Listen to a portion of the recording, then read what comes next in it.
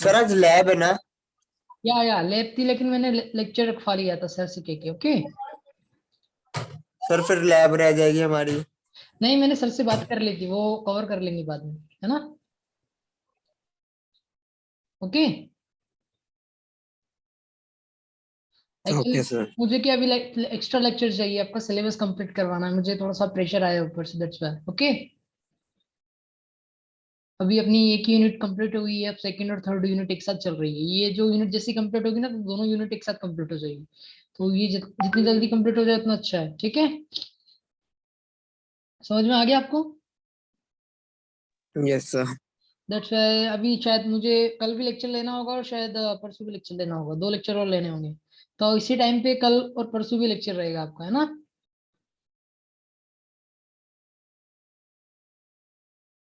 किसी को कोई प्रॉब्लम है क्या? एनीवन? हेलो? No sir. या सर कोई एक दिन रख लेना, नहीं, शनिवार को या एक्चुअली फिर मैं संडे को। मुझे प्रॉब्लम ऊपर से आई है, that's why I have to take actually. Ma'am ने कहा कि आपको सिलेबस जल्दी से जल्दी कंप्लीट करवाना है, बिकॉज योर एग्जाम जल्दी होगी आई थिंक, है ना। कब है एग्जाम आपकी? दिसंबर के लास्ट दैट्स में। व्हाई दिसंबर में, तो कोर्स कंप्लीट करवाने के लिए मैम ने मुझे प्रेशर दिया है। So I have to complete. Actually क्या, दिवाली की छुट्टियां चल गई थी, और उसके बाद दशहरे की भी छुट्टियां चल गई, दैट्स व्हाई अवर कोर्स अपना कंप्लीट नहीं हो पाया। तो अपनों को एनी हाउ करना है, तो अपनों को एक्स्ट्रा क्लासेस लेनी होगी। ओके तो आप भी कोऑपरेट कीजिए, ऑल्दो मेरी तबीयत खराब है, लेकिन मैं फिर भी लेक्चर्स ले रहा हूँ। ठीक है, तो आप भी कोऑपरेट कीजिए। नाउ अपनों ने लास्ट टाइम ये इक्वेशन देख ली थी, कैसे ड्राइव हुई, देख लिया था ना। बोलो, किसी को डाउट है क्या इसमें? No sir. या तो कैसे, किस प्रकार से ये वेव इक्वेशन आती है, आपको पता चल गया ना। तो आपको सिग्निफिकेंट पता चला मैक्सवेल इक्वेशन का। जो इलेक्ट्रोमैग्नेटिक वेव रहती है, जो अपने फ्री स्पेस में आती है, तो वो किस प्रकार से ड्राइव होती है बाय यूजिंग मैक्सवेल इक्वेशन। पता चला कुछ कि नहीं पता चला? बोलो। Yes sir. या तो अब सिमिलरली अपन एच फील्ड के लिए भी देख लेते हैं। एच फील्ड के लिए भी आप करोगे तो सिमिलरली आपको डेरिवेशन करना है, तो ये मैं असाइनमेंट में आपको दूंगा। ठीक है, जैसे अपनों ने इलेक्ट्रिक फील्ड ड्राइव की है ना, सिमिलरली आप मैग्नेटिक फील्ड भी ड्राइव कर सकते हो। तो आपको एज इट इज आपको ड्राइव करना है, तो मैं डायरेक्टली कंक्लूजन लिख रहा हूँ।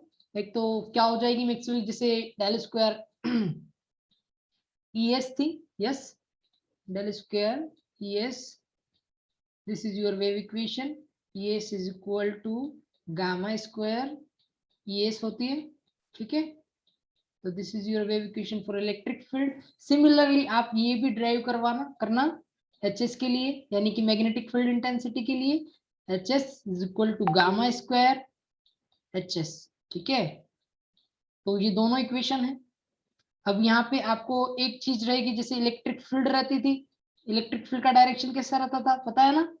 ई फील्ड को कैसे अपन डिनोट करते थे, मैं बता देता हूँ। ठीक है, जैसे एक्स की डायरेक्शन थी इसकी, और यहाँ पे अपन कौन सा लेते हैं, फेजर फॉर्म, और किसके टर्म में, हाँ कौन सा वेरिएशन रहता है, जेड के टर्म में वेरिएशन रहता है। ठीक है, तो सिमिलरली जो मैग्नेटिक फील्ड रहेगी, उस मैग्नेटिक फील्ड का जो वेरिएशन रहेगा वो किसका रहेगा, वाई की डायरेक्शन उसकी रहेगी। अपन भी इसका भी फेजर लेंगे, और ये भी जेड के टर्म में वेरी करेगी। तो अकॉर्डिंगली आपको वेव इक्वेशन ड्राइव करनी है फॉर दिस वन, क्योंकि अपनों ने ये तो ड्राइव कर ली है। ठीक है, किसी को डाउट है क्या इसमें? No sir. हाँ, तो एच वाई एस का मैं डायरेक्टली कंक्लूजन लिख रहा हूँ यहाँ पे, एच वाई एस जेड के, Z variation is equal to H naught E की power minus alpha Z cos omega T minus beta Z. और कौन सा वेक्टर आएगा जल्दी बताओ, एक मिनट है ना, कॉल आ रहा है।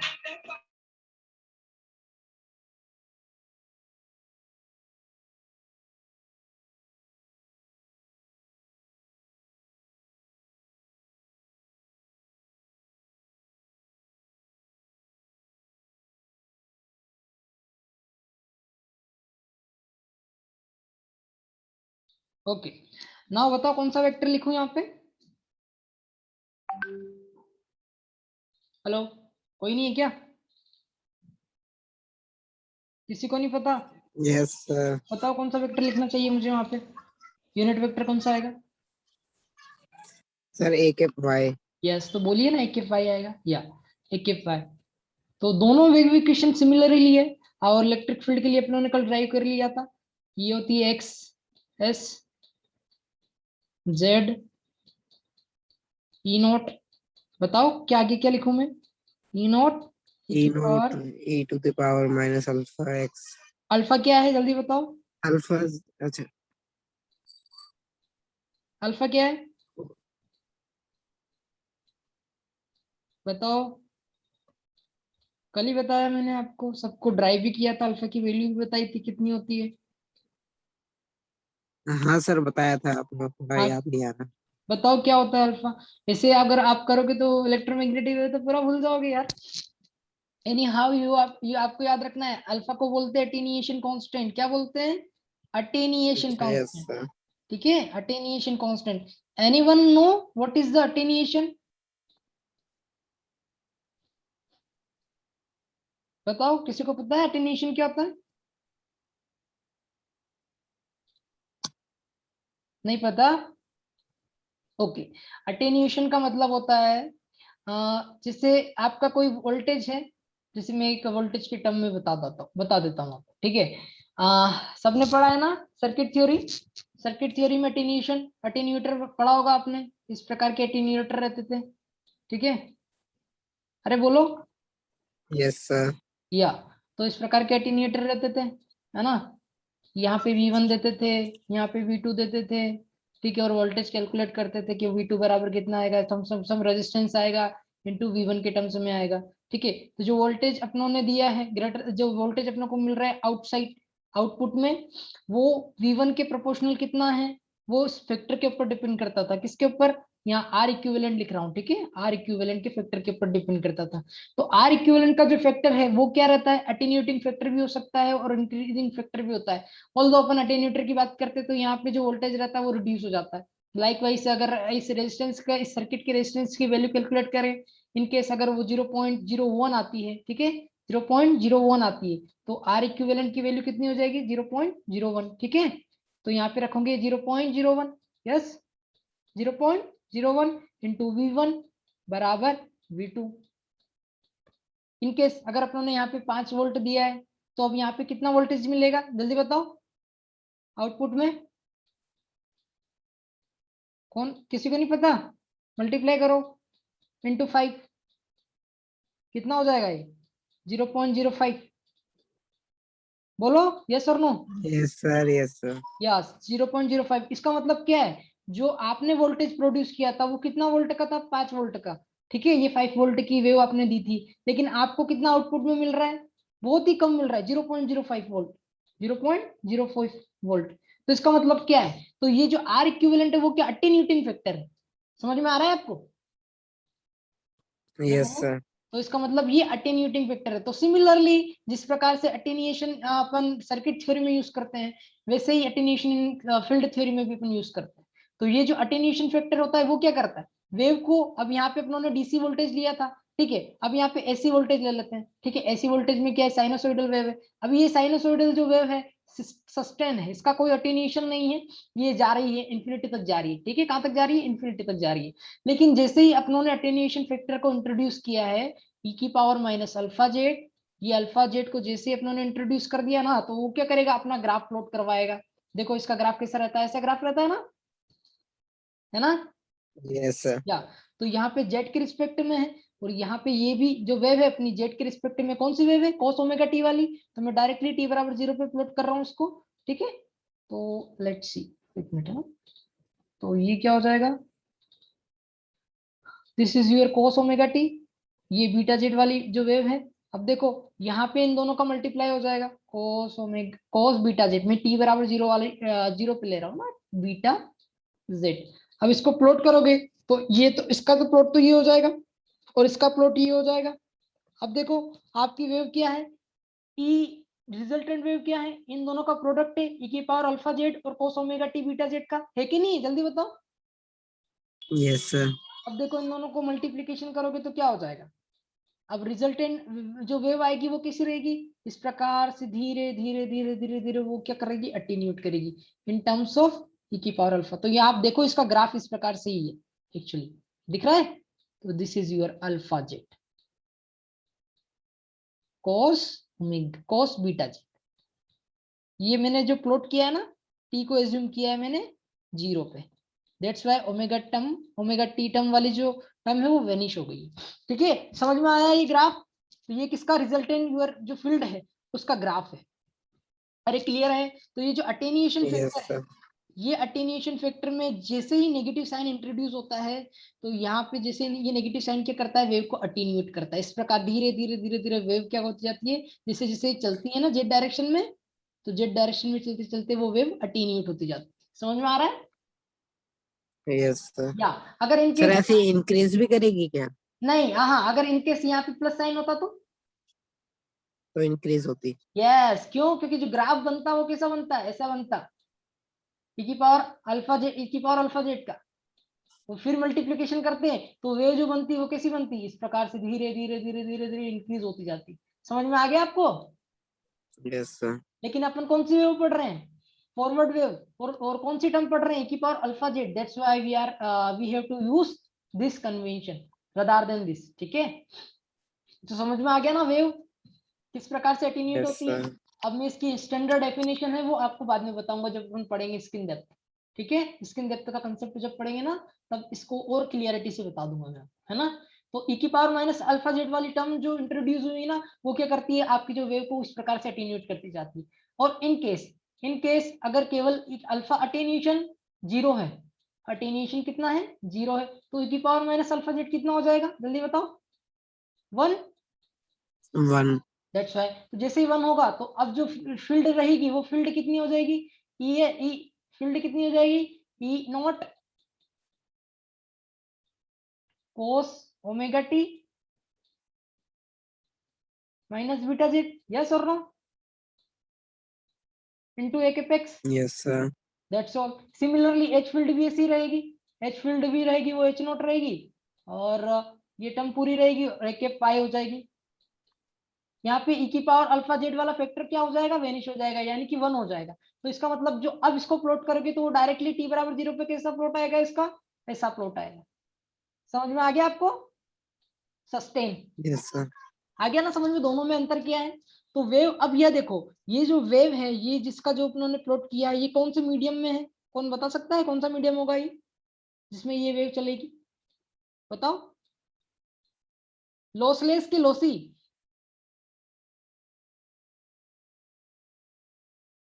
नहीं पता चला। देखो मैंने कल बताया था आपको कि लॉसलेस और लॉसी दो टर्म होती है। लॉसलेस इसका मतलब क्या है, सिग्मा सर जीरो। लॉसलेस तो सर तब होगा ना जब कोई अटेन्यूएशन होगा, हाँ अटेन्यूएशन जीरो क्योंकि है। वो, लॉस का मतलब ही अटेन्यूएशन होता है एक्चुअली। अच्छा वो सर लॉसी में होगा। समझ में आ गया, लॉसी का मतलब ही दिख रहा है कि हाँ भैया पावर, ये यहाँ देखो ना, ये वेव आपकी धीरे धीरे अटेन्यूएट कर रही है, जैसे अटेन्यूएट करेगी तो क्या होगा, पावर भी उसकी धीरे धीरे रिड्यूस हो जाएगी, बोलो होगी कि नहीं होगी। Yes sir, yes sir. तो ये कौन से मीडियम में चल रही है, लॉसी मीडियम में चल रही है। Lossy medium. अब ये बताओ कि ये वो वेव किस में चलेगी, लॉसलेस मीडियम में ये चलेगी। लॉसलेस है। समझ में आ गया आपको, दोनों में अंतर क्या है। Yes sir. क्यों, क्योंकि देखो यहाँ पे जो वेव है वो उसका लॉस ही नहीं हो रहा है कहीं से कहीं तक, वो सस्टेन है throughout the Z direction in the Z, yes और no. Yes sir. That's why it is lossless medium के लिए ये वाली वेव रहती है, और लॉसी मीडियम के लिए कौन सी जो अपनों ने अभी जस्ट ड्राइव की है की पावर, ये वाली जो लिखी हुई है ना यहाँ पे, ये दिख रही है आपको, ई की power minus yes alpha sir. Z वाला जो फैक्टर है वो लॉसी मीडियम की है। समझ में आ गया आपको। Yes sir. तो इस बात से एक चीज क्लियर होगी, बताओ क्या, लेट इसको क्लियर कर लेते हैं। एक बात तो क्लियर होगी कि जो लॉसलेस मीडियम होता है, लॉसलेस मीडियम जो होता है उसके लिए अल्फा की वैल्यू कितनी रहती है, 0। 0। और लॉसी मीडियम के लिए अल्फा की वैल्यू सर कुछ फाइनाइट ना रहती कुछ है, यस, वैल्यू अल्फा नॉट होती इक्वल है। टू 0। समझ में आ गया। Yes sir. अच्छा, अब मुझे बताओ अगर लॉसलेस मीडिया होगा तो उसके लिए सिग्मा रहेगा, सिग्मा लॉस है सिग्मा कितना होना चाहिए, it must be zero, 0। That's all. क्योंकि अगर सिग्मा अगर कुछ फाइनाइट आ गया, इसका मतलब क्या, कंडक्टिविटी है, कंडक्टिविटी मतलब रेजिस्टेंस है, रेजिस्टेंस मतलब कुछ ना कुछ पावर लॉस होगा, समझ में आ रहा है। अब इसके लिए सिग्मा कितना होगा, फाइनाइट होगा, सर कोई वैल्यू होगी। Not equal to zero. आ गया समझ में। Yes sir. या और परफेक्ट कंडक्टर की जब बात करते हैं, परफेक्ट कंडक्टर, आइडियल कंडक्टर की बात करते हैं, परफेक्ट कंडक्टर, ये सर लॉसलेस होता है। यस, वो लॉसलेस नहीं होता, उसका सिग्मा इन्फिनिटी होता है। कितना रहता है सिग्मा, इंफिनिटी। सिग्मा इन्फिनिटी रहता है। उसका अल्फा बिल्कुल रहेगा, ध्यान रखना, अल्फा फाइनाइट रहेगा, अल्फा कुछ ना कुछ रहेगा, नॉट इक्वल टू जीरो। देखो ना, अगर किसी का सिग्मा अगर जीरो है तो उसका अल्फा, अल्फा क्या है, जीरो है, समझ में आ रहा है। और सिग्मा अगर कुछ फाइनाइट है तो उसका अल्फा जीरो नहीं है। अब यहाँ तो इनफाइनाइट है ना, तो उसका अल्फा जीरो कैसे हो सकता है, समझ में आ गया। Yes sir. दैट्स व्हाई, तो उसमें भी कुछ ना कुछ अटेन्यूएशन, इतना भयंकर अटेन्यूएशन होता है कि वेव पूरी की पूरी उस मीडियम में जाती ही नहीं है। जो कंडक्टर रहता है ना, ये कंडक्टर है, तो जैसे ही वेव अगर यहाँ से आई ना इस प्रकार से, तो इस मीडियम में इतनी ही जाएगी, कितनी, ये इतनी डिस्टेंस, इस डिस्टेंस को mm में नापते हैं, 0.035 mm, इतनी ही डिस्टेंस तक वो जा पाती है, उसके बाद वो पूरी तरह से अटेन्यूएट हो जाती है, मतलब गायब हो जाती है। आगे आपको समझ में, ये स्किल डेप्थ में अपन यस पढ़ सर। लेंगे, ठीक है। ये परफेक्ट कंडक्टर के लिए नाउ ये चीज अपन ने देख ली। अब लास्ट टाइम अपन एक चीज और देखना रह गया है अपनों को, दिस इज ईटा, सबको दिख रहा है ना ईटा, ये दोनों रिलेशन यस दिख रहा सर। है, ये रिलेशन अपन ड्राइव करते हैं। अब ये रिलेशन तो उन्होंने डायरेक्ट बता दिया, लेकिन अपन ड्राइव करके दिखाते हैं कि कैसे आता है, ठीक है। तो चलो स्टार्ट करते हैं। लास्ट टाइम अपनों ने कहाँ तक देख लिया था, दिस इज, ये वेव अपनों ने पढ़ ली थी, कौन सी वेव थी, ई एस, यहाँ तक ड्राइव कर लिया था, E S X Z of is equal to कितना था बताओ, बोलो कोई तो बोलो, sir E naught E naught e to the power minus alpha z। E to की power alpha Z, yes alpha Z. और एक्चुअली डायरेक्टली अगर मैं गामा जेड लिख दूं तो चलेगा क्या, यस सर। है ना। अपन फॉरवर्ड वेव को कंसीडर कर रहे हैं, कौन सी वेव को कंसीडर कर रहे हैं, फॉरवर्ड वेव को डायरेक्टली, ठीक है। तो ये फॉरवर्ड वेव है, तो अपन चाहते हैं कि अब यहां से देखो, एक तो हेल्महोल्ट्ज इक्वेशन को पूरा सोल्व करने के बाद अपनों को ये फील्ड मिल जाएगी, ठीक है। ये फील्ड कब मिल जाएगी, हेल्महोल्ट्ज इक्वेशन जो अपनों ने पूरी लिखी थी मैंने लास्ट टाइम, जो इसके लिए ड्राइव की थी। और एक और दूसरा तरीका कौन सा है इसे ड्राइव करने का, एच डायरेक्टली, वो तरीका भी मैं बता देता हूँ। उससे अपनों को दो चीजें मिल जाएगी, क्या मिल जाएगी, एक तो ये ईटा भी मिल जाएगा और दूसरी ये फील्ड भी मिल जाएगी। तो मैक्सवेल इक्वेशन अपनों को पता है, अगर आपके पास ये फील्ड है तो आप दूसरी फील्ड भी जनरेट कर सकते हो, कैसे, क्योंकि ये फील्ड अपनों को पता है। तो ये फील्ड क्या है, देखो मैक्सवेल इक्वेशन क्या होती है, del cross E S is equal to minus of J omega mu H, yes होता है ना, यस सर। That's all. अपनों को ये तो यूज करना है, ये मैक्सवेल इक्वेशन अपन यूज कर लेंगे। इससे अपन क्या, देखो एच एस मिल जाएगा ना, तो एच एस की वैल्यू कैसे होगी, किसके बराबर होगी, H S is equal to minus 1 J omega mu, और ये हो जाएगा del cross H E S. समझ में आ गया आपको। Yes sir. तो यहाँ से भी आप क्या, जैसे ये एच एस निकाल सकते हो बाय ये यूजिंग हेल्महोल्ट्ज इक्वेशन की बजाय, ठीक है। तो अपन डायरेक्टली मैक्सवेल इक्वेशन का यूज कर सकते हैं, क्योंकि एक्चुअली अल्टीमेटली वो जो दोनों इक्वेशन है ना, यही से ड्राइव होती है। हेल्महोल्ट्ज इक्वेशन जो है, सारी इक्वेशन मैक्सवेल इक्वेशन से ड्राइव होती है, इसलिए डायरेक्टली अपन फंडामेंटल इक्वेशन का यूज करके भी एच एस को ड्राइव कर सकते हैं। तो वही अपन करेंगे, तो दोनों चीज अपने को मिल जाएगी। तो सबसे पहले क्या करेंगे, देखो ये यहाँ पे कौन सा फंक्शन है, जेड का फंक्शन है, और कौन सी डायरेक्शन है, ध्यान रखना कौन सी डायरेक्शन है, ये एक्स डायरेक्शन, पता चल गया ना आपको। X direction. That's all, yes अपने सर। को इसी का यूज करना है। तो अपने को पता है कि डेल क्रॉस ई एस को कैसे लिखते हैं, कर्ल को पता है ना, याद करो कैसे लिखते हैं कर्ल इक्वेशन, कर्ल को कैसे खोलते थे डिटरमिनेंट में, ये डिटरमिनेंट याद आ रहा है कुछ, एक एपेक्स यस सर। और एक एफ जेड, ठीक है। और यहाँ पे क्या होता था, D by D X, D by D X, D by D Y, do by do Y, ठीक है, और डो बाई डो जेड। अब यहाँ पे कंपोनेंट होते थे कौन से, E X S, E Y S और ई एस जेड, होते थे कि नहीं होते थे, बोलो। Yes sir. अब मुझे बताओ इसमें कौन कौन से कंपोनेंट जीरो है, अपने पास जो फील्ड कंपोनेंट है वो कौन सा है, ओनली कौन सा कंपोनेंट है, जल्दी बताओ। एक एपेक्स वाला, यस सर। तो यहाँ पे कौन वाई कौन, Z 0। Yes Y S zero हो जाएगा और ई एस जेड भी जीरो हो जाएगा, यस बोलो। सर। हाँ तो मैं डायरेक्टली रख देता हूँ, है ना, 1/j ओमेगा म्यू, उसके बाद एक एपेक्स, यहाँ पे मैं डायरेक्टली लिख देता हूँ ना, एक एपेक्स, एक एपेक्स, एक एफ वाई और एक एफ जेड। नाउ ये पूरी चल रही है टर्म कौन सी, D by doh X, doh by doh Y, doh by doh Z, ठीक है। अब यहाँ पे कौन सी टर्म लिखूं, बताओ कौन सी टर्म लिखेगी, जल्दी बताओ यार। सर ये ई एक्स वाली, ई एस एक्स। हाँ तो बताओ क्या लिखूं यहाँ पे, ई नोट, ई नोट यस के बाद ई नॉट नोट ई की power minus minus gamma minus Z, gamma. Yes. Z, है ना। और ये टर्म कितनी हो जाएगी, ई वाई एस और E S yes Z, 0। That's all, zero. अब इसको ओपन करो फटाफट, जल्दी बताओ, इसको ओपन करेंगे तो क्या हो जाएगा, 1 - 1/j ओमेगा म्यू। तो पहले एक एपेक्स की डायरेक्शन में करते हैं, ओपन करते हैं, अंदर क्या रह जाएगा, 0 हो जाएगा। दोनों जीरो हो जाएगा, ये भी zero minus zero, yes sir. Yes. उसके बाद माइनस एक एफ वाई की डायरेक्शन में खोलो इसको के रिस्पेक्ट में, तो क्या हो जाएगा, ये देखो D by D x multiply zero, और ये डी बाई डी जेड बचा रह जाएगा, क्या बचा रह जाएगा, यस सर। माइनस माइनस में रह जाएगा सर ये। हाँ या माइनस में रह जाएगा, सही बोला। तो यहाँ पे पूरा लिख देते अपन सबके अंडरस्टैंडिंग के लिए। तो कितना हो जाएगा, ये डी बाई डी एक्स तो जीरो हो जाएगा, तो ये तो जीरो हो गया, माइनस का क्या बचा, D by D Z, D by D Z E naught E की पावर, माइनस गामा हाँ ई की power gamma Z. Minus gamma Z. Now third term कौन सी रह गई, एक और प्लस एक एफ जेड वाली, यस सर। हाँ बताओ क्या हो जाएगी एक एफ जेड वाली भी, इसमें ये भी सर माइनस में।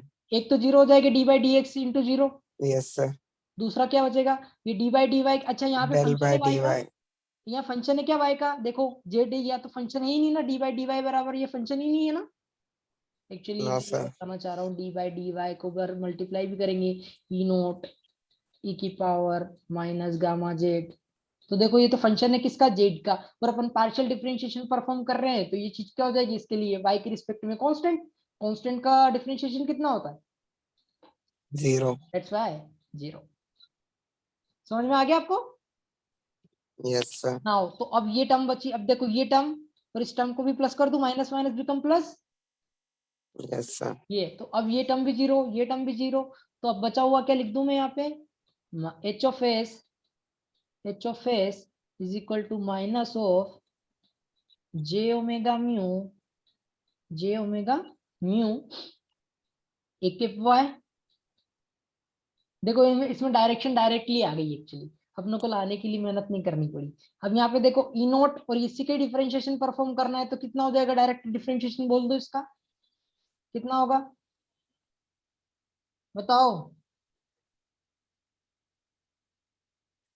क्या सर, किसका? इसका डिफरेंशिएशन बताओ जल्दी से, कितना होगा, इस कितना लिखूं इसका differentiation,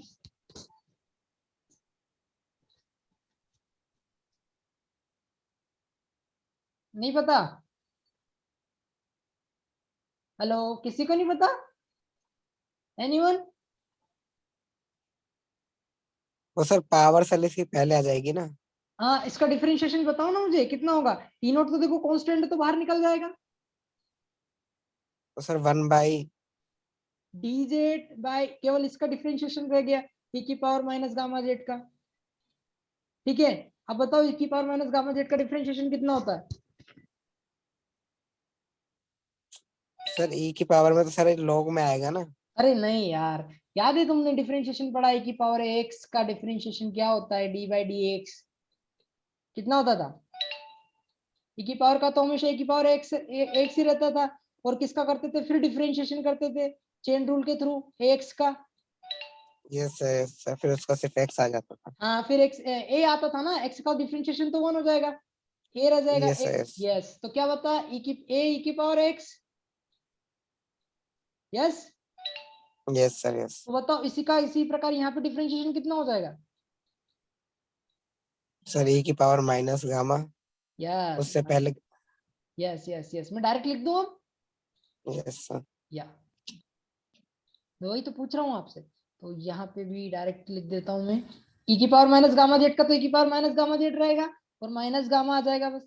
yes, yes sir, that's all. अब देखो ये माइनस और ये माइनस अगेन प्लस, दिख रहा है?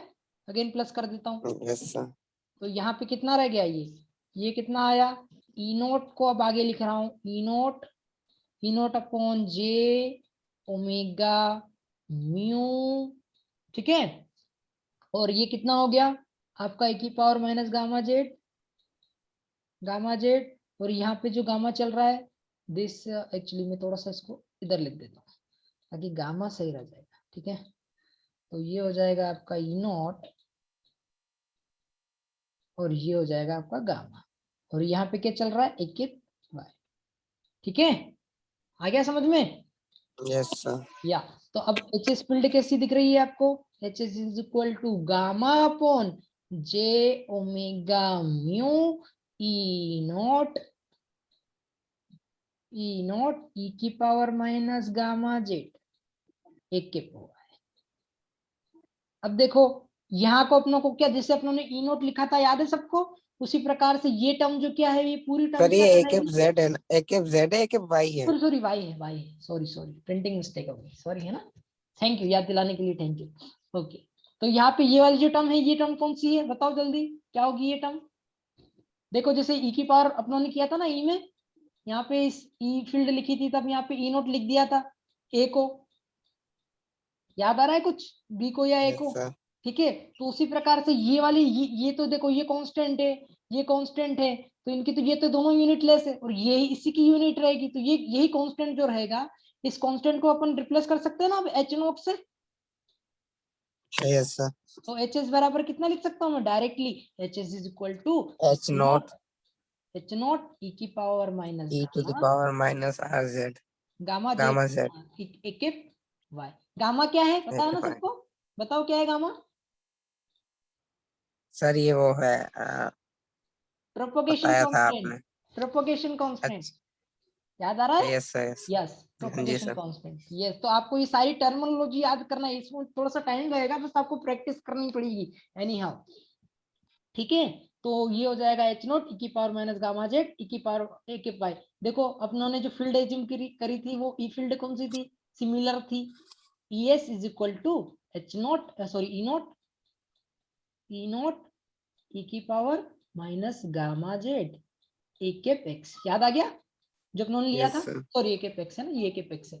अब देखो यहाँ पे एच नोट और इसके बीच में रिलेशन आ गया, एच नोट इस बराबर किसके बराबर है, एच नोट अपनों ने किससे रिप्लेस किया इसको, गामा गामा ई apps note E naught upon upon जे J omega omega D. Mu. ठीक है, अब देखो अब मैं क्या कर रहा हूँ, इस जे ओमेगा को उधर लिख रहा हूँ, ई नोट को थोड़ा सा मैं इंटरचेंज कर रहा हूँ ना, देखना ध्यान से देखना, इसको ही मैं ना ऐसे लिख रहा हूँ, कैसे लिख रहा हूँ, इन अब यहाँ पे एच नोट की जगह मैं लिख रहा हूँ J omega mu upon gamma बराबर ई नोट अपॉन एच नोट। दिख गया आपको, समझ में आ गया?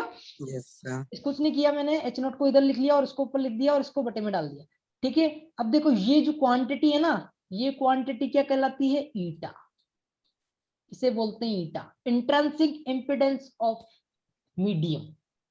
ईटा को रिप्लेस करते हैं किससे, ईटा बराबर हो जाएगा जे ओमेगा म्यू अपॉन गामा। तो this is your intrinsic impedance. क्या बोलते हैं इसको? Intrinsic Intrinsic impedance. Impedance of medium, जिस मीडियम में वेव ट्रेवल कर रही है। ठीक है, किसका? ये मीडियम का Yes, sir. इंट्रिंसिक इम्पिडेंस है। अच्छा, इसको इम्पिडेंस क्यों बोला? कौन बताएगा? Due to J term.